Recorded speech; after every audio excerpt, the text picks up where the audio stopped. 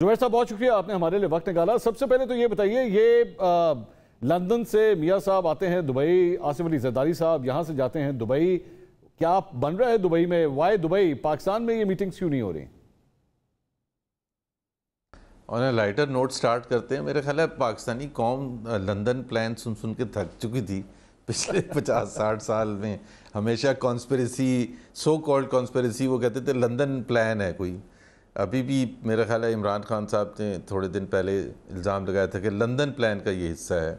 अच्छा, तो एक तो वो जगह तो तब्दील होना बड़ा ज़रूरी था वैसे, मतलब ऑन लाइटर साइड पे कह रहा हूँ। नो इट्स ज़ाहिर है मियाँ साहब आ रहे थे और आसिफ जरदारी। एक तो देखें पाकिस्तान में जो इस वक्त माहौल है, जहाँ पॉलिटिकल फ्रेमवर्क इस वक्त है और आइंदा आने वाले हफ्तों महीनों में जो डेवलपमेंट्स हैं इंक्लूडिंग इलेक्शंस, तो उस हवाले से जाहिर सी बात है। और एक ज़ाहिर है 9 मई का वाक़या हुआ है, उसकी वजह से पीटीआई में मुश्किलात हैं। तो बहुत सी चीज़ें हैं जो इमर्ज हो रही हैं और कई चीज़ें जो हैं अभी तक कम्प्लीटली इमर्ज नहीं हुई है। And both Asif Zardari and मियाँ नवाज शरीफ जो हैं, इन दोनों को एक बहुत अहम रोल प्ले करना है पाकिस्तान को ठीक करने के हवाले से, इस मुश्किल वक्त से निकालने के लिए।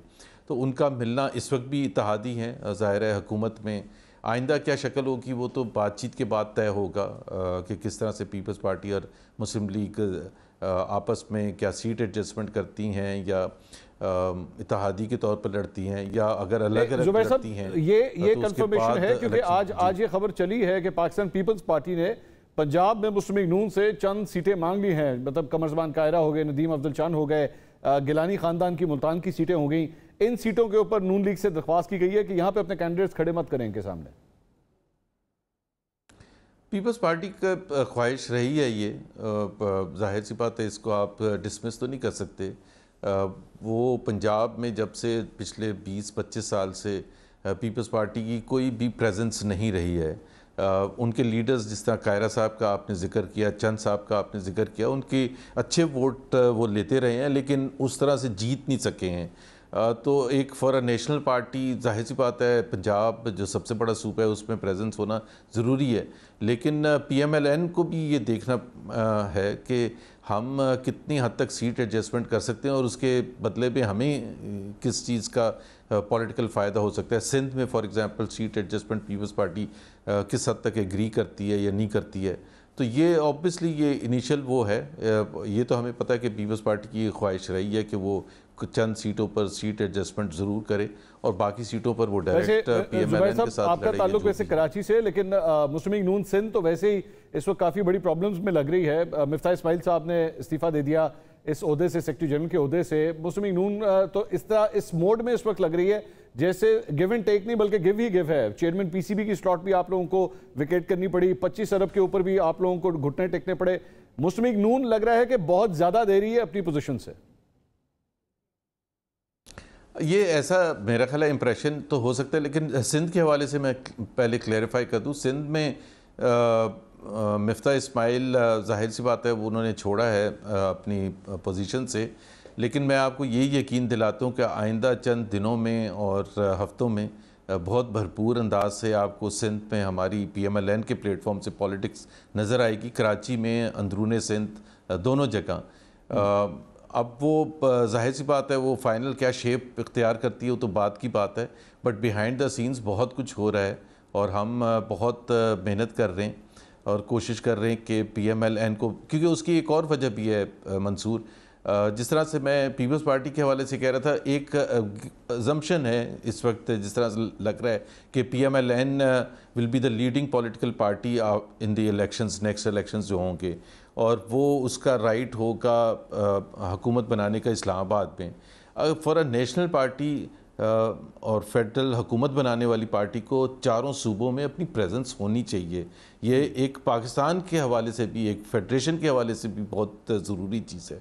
तो it's not just about the number of seats के हमने यहाँ कितनी लेनी है, और हम समझते हैं हम साइजेबल नंबर ऑफ़ सीट्स भी ले लेंगे, लेकिन सबसे ज़्यादा इम्पॉर्टेंट ये है कि हम कोशिश करते हुए नज़र आएँ और अपनी प्रेजेंस कराची में और अंदरूनी सिंध, और एक स्पेस भी क्रिएट हुई है। जिस तरह से कराची में 14 सीटें ली थी, जैसे कैसे भी ली थी पीटीआई ने पिछले 2018 के इलेक्शन में, तो वो एक स्पेस तो है मिडिल क्लास एजुकेटेड जो तबका है।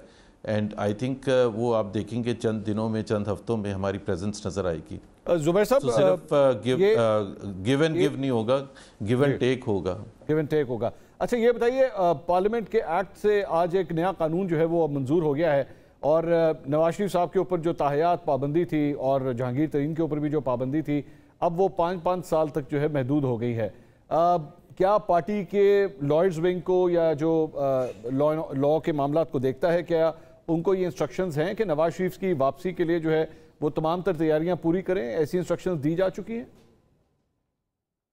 जी, बिकॉज उसके दो साइड है ना मंसूर, आपको तो पता है, लेकिन नाजरीन के लिए एक तो डिस्क्वालिफिकेशन थी, जो कि जाहिर सी बात है गलत डिस्क्वालिफिकेशन थी, फॉर लाइफ टाइम डिस्क्वालिफिकेशन 28 जुलाई 2017 को जो हुई थी, उसका कोई बेसिस था नहीं, बट वो हम जाहिर है बहुत डिस्कस कर चुके। तो वो डिस्क्वालिफिकेशन का जो तलवार थी वो तो हट चुकी है इस कानून के बाद। जो दूसरी चीज़ है कि आपको पता है उनकी कन्विक्शन भी हुई थी, और एक पॉलिटिकली मोटिवेटेड केस में उनको ज़बरदस्ती करप्शन रिलेटेड केस में उनको कन्विक्शन हुई थी, तो उसको भी ओवरटर्न करना है। और उसको जाहिर है उसके लिए जो हमारे कानूनी माहिरीन हैं वो उसको स्टडी कर रहे हैं कि उसको फास्टेस्ट तरीके से और सबसे अच्छे ऐसन तरीके से कैसे हम कर सकते हैं कि मियां नवाज शरीफ जो हैं वो एलिजिबल हों 2023 के इलेक्शंस में हिस्सा लेने के लिए। वो बहुत ज़रूरी है PMLN के लिए, पाकिस्तान के लिए, कि जी मियां नवाज शरीफ अपना भरपूर रोल प्ले करें। आफ्टर ऑल वो सबसे पॉपुलर लीडर हैं पाकिस्तान के, और उनको इतने ज़्यादा इलेक्शंस में 2002 के इलेक्शन में बाहर रखा गया, 2008 के इलेक्शन में बाहर रखा गया, 2018 के इलेक्शन में बाहर रखा गया हुई है, इसे सुप्रीम कोर्ट में चैलेंज किया जाएगा। और जाहिर बात है इंप्रेशन तो यही पड़ रहा है कि पूरी पार्लियामेंट ने एक्चुअली सिर्फ 2 अफराद को ये रिलीफ देने के लिए यह कानून मंजूर किया। एक तो रिलीफ 2 को है या 50 को है, मेन चीज़ ये है कि गलत कानून था, कानून की गलत इंटरप्रिटेशन की गई जब जजेस ने फैसला सुनाया। मियां नवाज शरीफ को तो बिल्कुल कोई केस बनता ही नहीं था, वो हम सबको पता है क्यों किया गया था, वो तो अब तमाम चीज़ें बाहर नज़र आ रही हैं। जो जहांगीर तरीन साहब को जो डिस्क्वालीफाई किया गया था वो इमरान खान को बचाने के लिए किया था।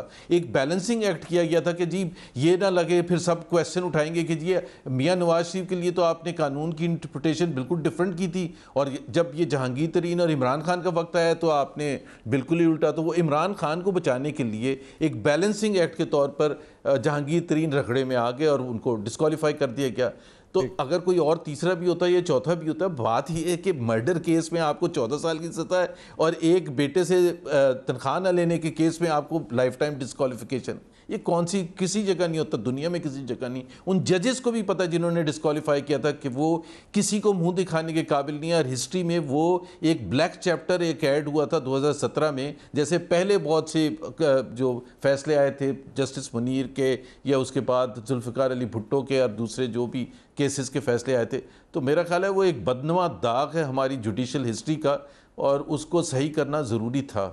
अच्छा जुबैर साहब, ये बताइए, क्या इस वक्त, जारी बात है मुख्तलिफ चहमगोइयाँ हो रही हैं, इस पर भी क्लैरिटी दीजिएगा, क्या हुकूमत सिंसियरली इस वक्त सोच रही है कि कबल अज़ वक्त इंतखाबात करवा दिए जाए, असेंबली अपनी जो मुकर्ररा मुद्दत है उससे पहले ही असेंबली को तहलील कर दिया जाए?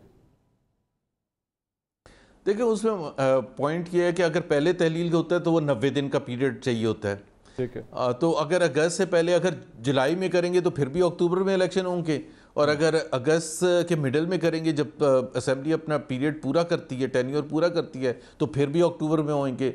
तो उस हिसाब से तो डिफरेंस नहीं है। हाँ, अगर ये ज़रूर हो सकता है, जो कानूनी तौर पर हुकूमत के पास चॉइस है कि अगस्त की 10 तारीख को मिसाल के तौर पर तहलील करें तो फिर नवंबर में इलेक्शन होंगे, तो लेट तो हो सकते हैं। पहले होने का इस वक्त तो मेरा ख्याल है कोई अब टाइम ऐसा रहा नहीं है, ज़्यादा से ज़्यादा आप 15 दिन पहले कर लेंगे। अभी आप जुलाई में अगर आप असेंबलियाँ तोड़ते हैं, जुलाई के फर्स्ट वीक में भी अगर लेट्स सपोज, तो फिर भी अक्टूबर के फर्स्ट वीक में इलेक्शंस होंगे।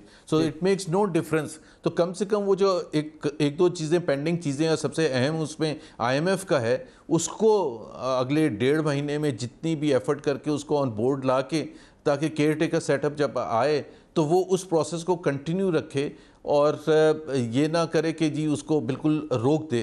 तो लेकिन केयर टेकर को अगर आप 2 दिन के बाद हैंड ओवर करेंगे तो उनका क्या इंटरेस्ट होगा, उनको तो पता भी नहीं होगा कि इस वक्त हम किस तरह से जाएं। जुबैर साहब, last question is directly for you, not for the party. आपके लिए सवाल है, आपके भाई असद उमर साहब आजकल कुछ ज़्यादा अच्छे ताल्लुकात नहीं चल रहे उनकी अपनी जमात से, पाकिस्तान तहरीक इंसाफ से, तो एक भाई होने के नाते उनको दावत देंगे कि वो मुस्लिम लीग नून में शामिल हो जाए? नहीं, मेरा ख्याल है मैं तो नहीं दावत दूंगा, उनकी अपनी सोच है। चले मैं तजवीज़ का लफ्ज़ दे देता हूं उनके लिए बेहतरीन चीज़ के नहीं, मेरा नहीं ख्याल है कि PMLN में इस वक्त ऐसी सिचुएशन है, क्योंकि PTI बहुत मुश्किल वक्त से गुजर रही है और आज की प्रेस कॉन्फ्रेंस के बाद आपको पता है मेरे ख्याल है मुश्किलात में इजाफा ही होगा। तो इस वक्त तो आई थिंक उनकी फ़र्स्ट प्रायोरिटी ये होगी कि अपने आप को उस खान साहब ने जो किया है, जिसकी सज़ा पूरी पार्टी को मिल रही है, और भी मैं सिर्फ खान साहब का नहीं कह रहा, बाकी लोगों का भी ज़ाहिर है उसमें कंट्रीब्यूशन है, वो बयानियाँ बनाने में जिसकी वजह से टकराव हुआ। तो वो अब I think this is not really a time for him to do full time politics from any platform. बहुत बहुत शुक्रिया।